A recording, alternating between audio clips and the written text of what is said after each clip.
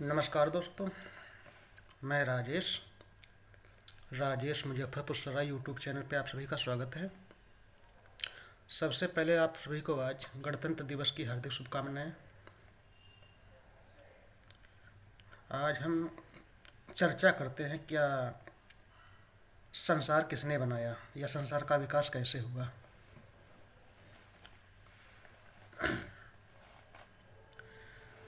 तो बुद्ध के अनुसार हालांकि संसार और स्वयं के बारे में मनुष्य के मन में पैदा होने वाले स्वाभाविक सवाल थे, लेकिन तथागत बुद्ध ने ऐसे सवालों को महत्व नहीं दिया। उन्होंने ऐसे धार्मिक सिद्धांतों का खंडन करते हुए कहा कि इनको धर्म का अंग बनाने का कोई तुक नहीं है, कोई आधार या कारण नहीं है। ये विचार जीवन में अपनाने योग्य नहीं हैं, इनसे कोई लाभ नहीं। उनका कहना था कि इन विषयों पर वाद विवाद का कोई अंत नहीं है। ये विषय मनुष्य के दुख दूर करने में सहायक नहीं है। इनका मनुष्य के कल्याण से कोई संबंध नहीं है। अतः ऐसी निरर्थक बातों को महत्व देना नासमझी है। फिर इन प्रश्नों के उत्तर खोजने और पाने के लिए व्यक्ति का सर्वज्ञता होना जरूरी है, अर्थात उसे हर विषय की जानकारी होना जरूरी है, जो कतई संभव नहीं है। तथागत बुद्ध का कहना था कि वह स्वयं मेरे सर्वज्ञ नहीं हैं कि इस तरह के हर सवाल का जवाब दे सके। इस संसार में कोई भी यह दावा नहीं कर सकता कि वह मनुष्य की सारी जिज्ञासाएं सवालों के उत्तर जानता है, और ना ही यह कोई दावा कर सकता है कि किसी भी समय या काल में जो कुछ हम जानना चाहते हैं वह किसी और को हर समय मालूम रहता है। इस संसार की सच्चाई यह है कि हर काल में हर जानकारी या हर सवाल का उत्तर ज्ञात नहीं होता। ज्ञान का कोई अंत नहीं है, हमेशा कुछ ना कुछ अज्ञात रहता है। इन्हीं कारणों से भगवान बुद्ध ने ऐसी सब बातों या सिद्धांतों को उनके धर्म से अलग रखा है। उनके अनुसार जो धर्म ऐसी बातों को धर्म का आधार या अंग बना लेता है वह अपनाने योग्य नहीं है। धर्म के नाम पर इन सिद्धांतों के विरुद्ध अगला तर्क यह था कि सारे सिद्धांत सिर्फ कल्पनाओं पर आधारित थे और निराधार थे।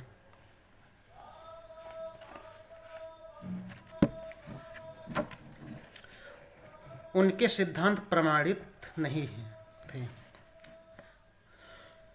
परीक्षण से गुजरे हुए नहीं थे, सत्य की कसौटी पर कसे हुए नहीं थे, और ना ही उनके सिद्धांतों की परीक्षा हो सकती थी। वे तो सिर्फ और सिर्फ कल्पनाओं का परिणाम थे। उनका कोई सच्चाई से कोई लेना देना नहीं था।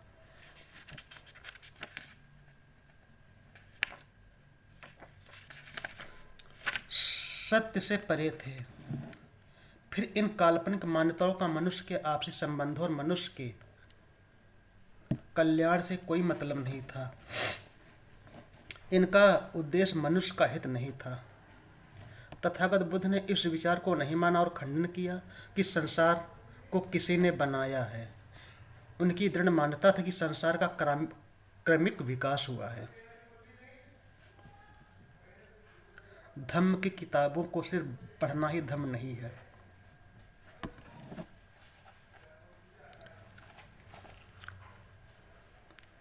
ब्राह्मणों ने सारा जोर सिर्फ अपने शिक्षा पर दिया, धर्मशास्त्रों द्वारा स्वयं के ज्ञान विद्या पर दिया। उन्होंने बताया कि विद्या ही हर बात का आरंभ है और अंत है, इसके आगे कुछ नहीं। इसके अलावा तथागत बुद्ध का कहना था कि विद्या पर किसी एक वर्ग का अधिकार होने की बजाय शिक्षा सभी के लिए होनी चाहिए। उन्होंने इस बात को बड़ा महत्व दिया कि कोई भी व्यक्ति विद्या प्राप्त कर इसका क्या उपयोग करता है।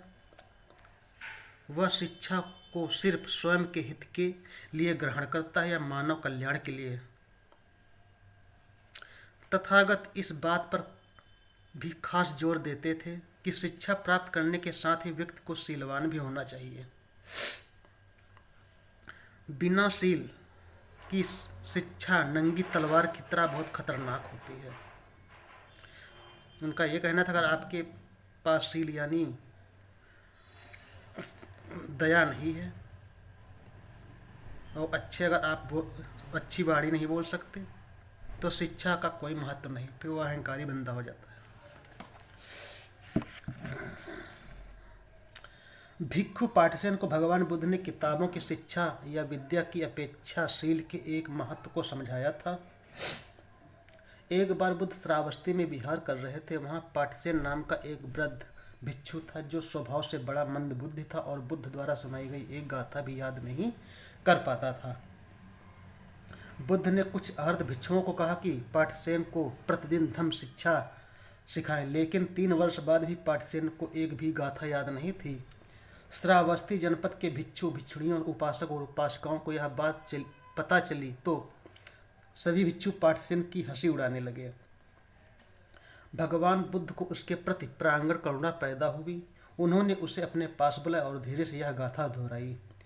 कायेन संवरो साधु साधु वाच्या सांवरो, मानसा सांवरो साधु साधु सुब्बत सांवरो, सब्बत सुक्तो भिक्खु सम दुखा पपचित। अर्थात जिसका अपनी वाणी पर संयम है, विचारों पर संयम है, जो अपनी काया से किसी को कष्ट नहीं देता, ऐसे आचरण वाला व्यक्ति निर्वाण को प्राप्त करता है। तथागत की करुणा से जैसी पाटिसेन के हृदय की गति खिल गई, हृदय की कली खिल गई, उसने अपने मन को मुक्त अनुभव किया और उसने भी उस गाथा को दोहराया। तब भगवान ने उससे कहा, हे वृद्ध भिक्षु, अब सिर्फ एक गाथा दोहरा सकते हो और लोग इसे जानते हैं, इसलिए अभी लोग तुम्हारा मजाक उड़ाएंगे, इसलिए मैं अब तुम्हें इस गाथा का अर्थ ही समझाता हूँ, तो ध्यान से सुनो। तब भगवान बुद्ध ने मन के 3, वाणी के 4 और शरीर के 3 कुल 10 अकुशल कर्म समझाएं। इस प्रकार 10 अकुशल कर्मों को नहीं करने से, उनकी त्यागने से मनुष्य को निर्वाण को प्राप्त कर सकता है। इस प्रकार समझाए जाने पर भिक्षु पाटिसेन को सत्य का बोध हो गया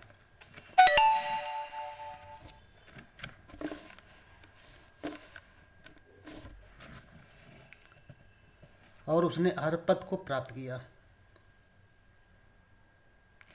इसके बाद आता है मन, वाणी और शरीर पर संयम सुखदायी है। उस समय श्रावस्ती में ही अलग विहार में 500 भिक्षुणियाँ भी रह रही थीं। उन्होंने अपने में से एक को बुद्ध के पास इस प्रार्थना के साथ भेजा कि वह किसी भिक्षु को धम्म उपदेश देने के लिए भेजे। भगवान ने वृद्ध भिक्षु पाटिसेन को ही उन्हें धम्म उपदेश देने के लिए भेजना चाहा, लेकिन जब भिक्षुणियों को यह पता लगा कि वे हंसने लगे। उन्होंने तय किया कि अगले दिन जब पाटिसेन उपदेश देने के लिए आएंगे तो वे गाथा का उल्टा उच्चारण वृद्ध भिक्षु को हड़बड़ा कर देंगी और लज्जित करेंगी। अगले दिन जब भिक्षु पाटिसेन आए तो छोटी बड़ी सभी भिक्षुणियों ने उनका स्वागत किया और वे आपस में हंसने लगे। आसन ग्रहण करने के बाद वृद्ध पाटिसेन को भोजन कराया और प्रवचन करने के लिए याचना की। पाटिसेन ने प्रवचन शुरू करते हुए कहा, बहनों, मेरी प्रतिभा अधिक नहीं है, मेरा धम्म देशना संबंधी ज्ञान बहुत कम है और मैं सिर्फ एक गाथा ही जानता हूँ। मैं उसका पठन पाठन दोहराऊंगा और उसका अर्थ भी समझाऊंगा। तुम ध्यान से सुनकर समझकर उसके भावार्थ को धारण करो। जैसा कि पहले से ही तय किया था कि सभी वह भिक्षुणियों ने वृद्ध भिक्षु की सुनाई गई गाथा को उल्टे ढंग से कहने का प्रयास किया, लेकिन माहौल का पासा ही पलट गया। वे ऐसा करने का साहस नहीं जुटा सकी। उनके होंठ दबे रह गए। वे सब शर्म से भर गईं। लज्जा और दुख के मारे सभी के सिर नीचे झुक गए। तब भगवान बुद्ध से सुनी हुई सीखी हुई देशना के अनुसार भिक्षु पटसेन ने उस गाथा को दोहराकर उसका भावार्थ समझाना शुरू कर दिया। उनके प्रवचन सुनकर सब भिक्षुणियों को बहुत ताज्जुब हुआ। उस उपदेश को सुनकर वे बहुत प्रसन्न हुई। धम्मवाणी को उन्होंने निर्मल वित्त के साथ ग्रहण किया और आहत हो गई। आज के साथ इतना ही। और वीडियो अच्छा लगे तो लाइक करना और चैनल को सब्सक्राइब जरूर करना। नमस्कार।